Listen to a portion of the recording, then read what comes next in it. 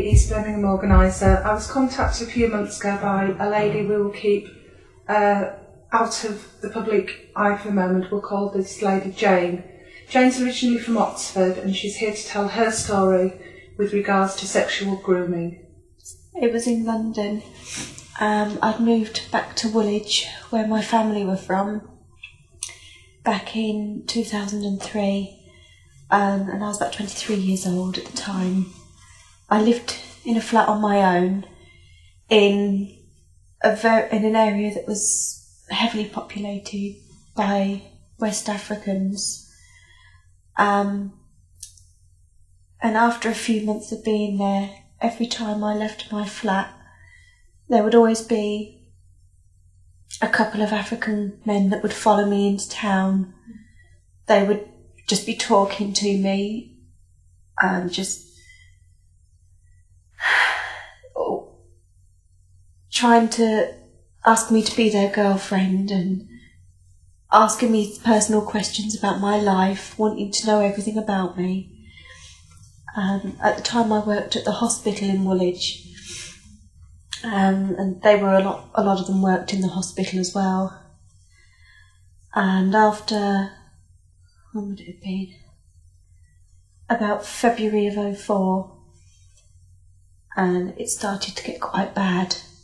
It started to get to the point where I would only leave to go to work early in the morning, and coming home was really bad because they were all congregated in a place called Francis Street, just round the back of my flat, and in the car park where I lived.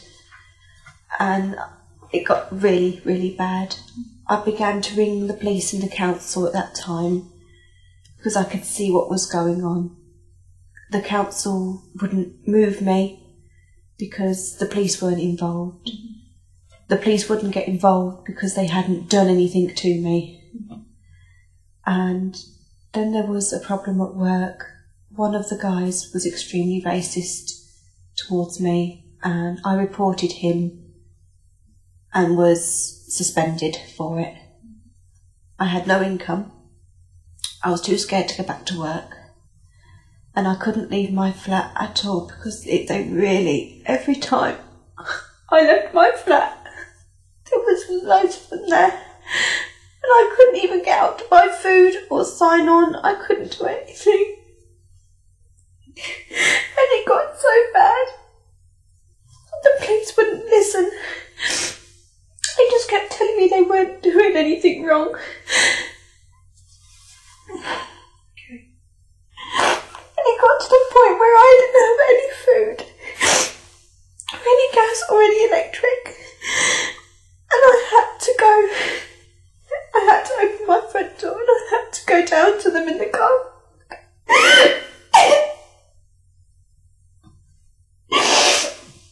They didn't say anything to me when they saw me coming.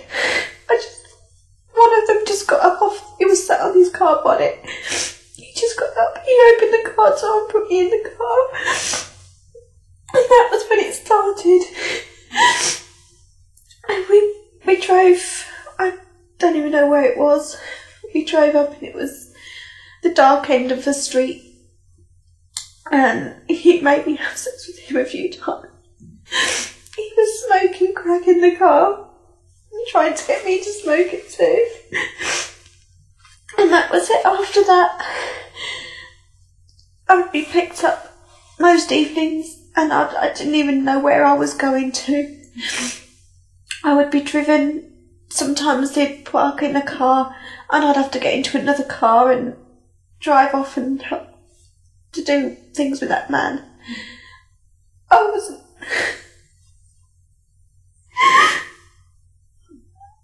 Sorry.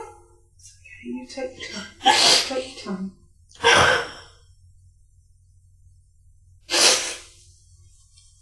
The men were allowed to do whatever they wanted with me. I was never asked. I was never allowed to say no. And it just went on like that. Sometimes I'd be taken to a flat with other girls and we'd have to work in the flat.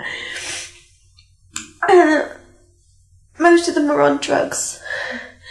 A lot of them were always covered in bruises.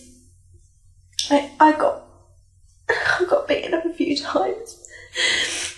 You were less than nothing.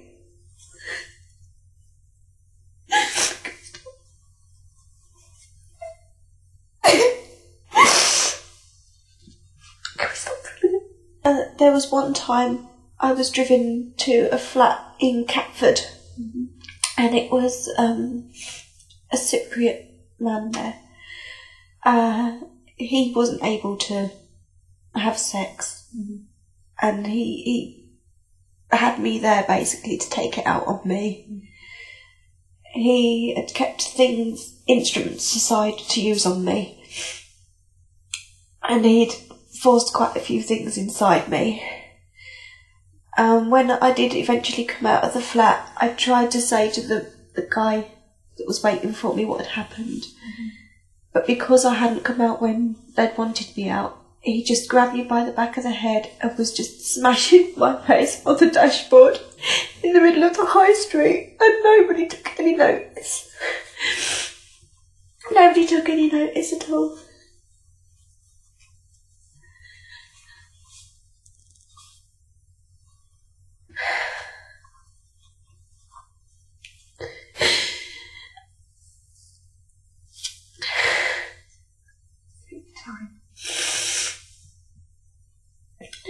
And towards the end of, before I left, I got to the point where I was bleeding all the time, and I was going to the toilet all the time, and when they just kept grabbing me at the back of the head all the time. They never treated me like a human.